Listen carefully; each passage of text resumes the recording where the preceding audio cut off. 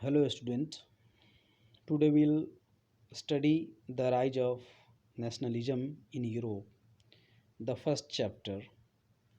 और इसके अंतर्गत हम first part of this chapter the French revolution and the idea of the nation पढ़ेंगे।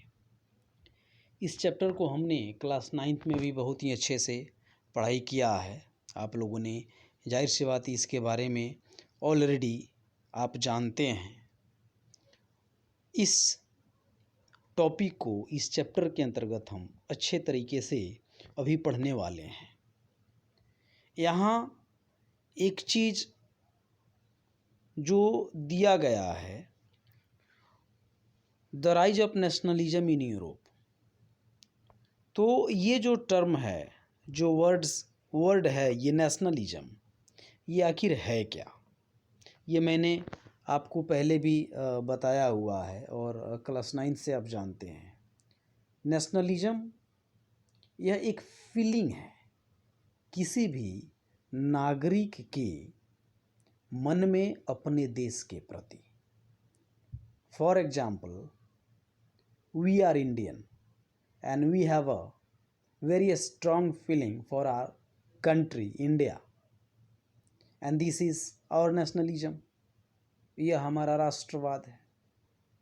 जैसे नेशनल एंथम हमारे इंडिया में कहीं भी एनीवेयर, चाहे वह साउथ हो, साउथ का लास्ट पार्ट हो, या फिर नॉर्थ का लास्ट पार्ट हो, कहीं भी नेशनल एंथम गाया जाता है तो हम सावधान की मुद्रा में खड़े रहते हैं। और यह जो फीलिंग है, स्ट्रॉन्ग फीलिंग हमारे अंदर, वही राष्ट्रवाद है।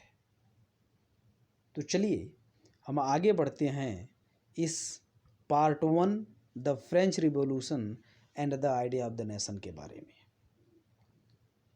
हम जानते हैं कि यह फ्रेंच रिवॉल्यूशन का अपना यूरोपियन सोसाइटी में कुछ अहम योगदान आप कह सकते हैं, कुछ अहम रोल है।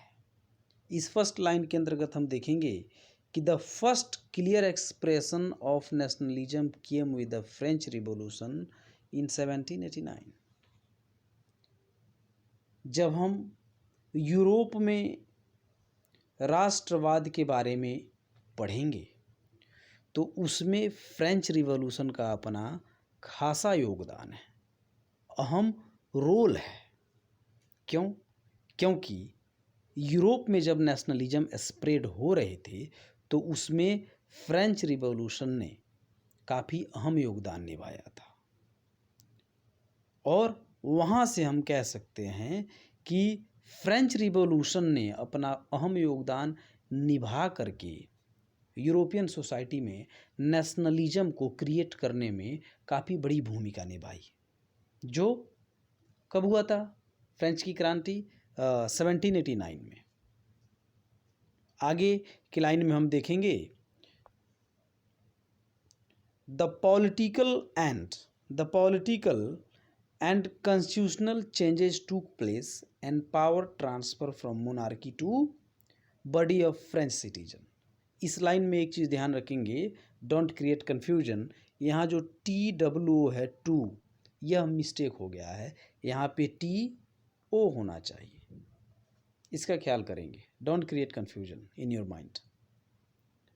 तो जब ये फ्रेंच रिवॉल्यूशन हुआ फ्रांस में, तो हम देखते हैं many changes at that moment in the France टूक प्लेस। बहुत सारे बदलाव वहाँ देखने को मिला। राजनैतिक बदलाव, संवैधानिक बदलाव, ये सारे बदलाव देखने को मिले। चूँकि वहाँ पे मोनार्की सिस्टम काम कर रही थी और अचानक जब यह विद्रोह के बाद हम देखते हैं वहाँ पे इस रिवॉल्यूशन के बाद पावर जो है वह किसी खास लोगों के हाथों से निकल करके आम जनता के हाथों में चली जाती है, फ्रेंच सिटीजन के हाथों में चली जाती है। है ना। यहाँ पे फ्रेंच सिटीजन जो वर्ड दिया गया है यह काफ़ी कंसिडरेबल है। यह कंसिडरेबल हम इसलिए बोल रहे हैं इस वर्ड को क्योंकि वहाँ पे एक नया अवेयरनेस लोगों के प्रति, लोगों को अपने राष्ट्र के प्रति उभर करके सामने आ रहा था, है ना। और उनके दिमाग में, उनके दिल में, उनके विचार में वह देखने को मिल रहा था कि एक राष्ट्र को बनाना है, एक नेशन को बनाना है, वह सामने निकल करके आ रहा था। एक नागरिक की जो भूमिका होती है, वहाँ के लोग जो है they are just playing a good role in that way. आगे हम देखेंगे, आगे इस लाइन में हम देखेंगे, from the very beginning the French revolutionaries introduced various measures and practices that could create a sense of collective identity amongst the French people. इसके अंतर्गत हम देखेंगे कि इस फ्रेंच रिवॉल्यूशन की वजह से सेंस ऑफ कलेक्टिव आइडेंटिटी जो है यह उभर करके सामने आया। लोगों की अपनी पहचान, लोगों का अपना रिकग्निशन जो है सामने जो है उभर करके आया। लोगों का एक पहचान जो है इस रिवॉल्यूशन की वजह से देखने को मिला समाज में। हाँ, आगे हम देखेंगे, the idea of fatherland and the citizen organised everyone under the constitution.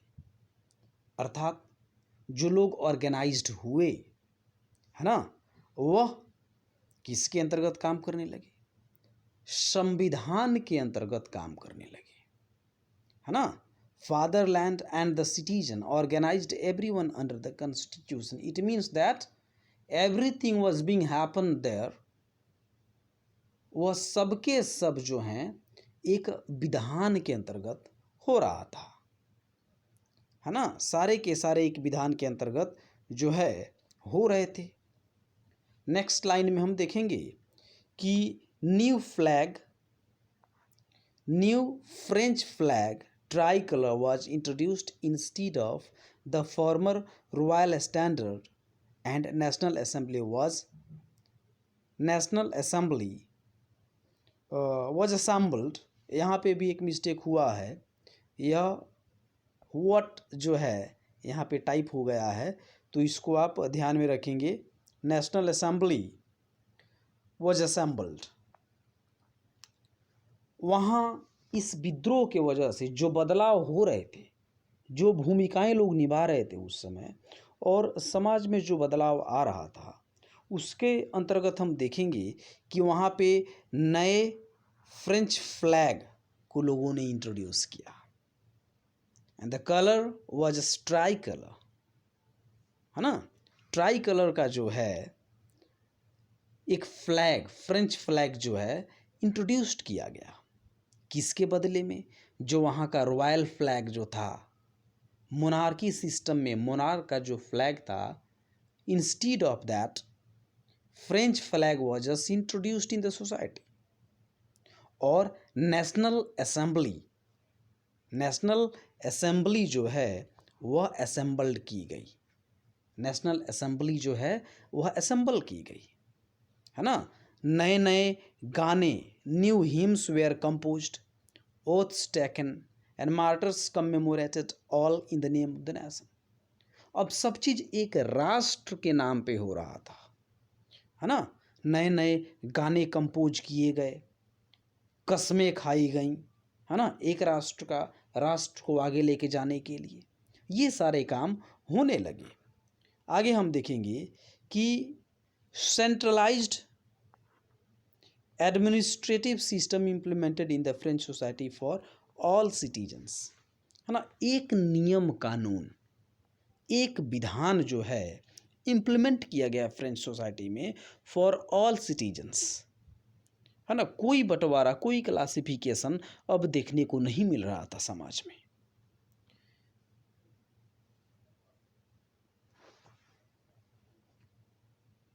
Thank you.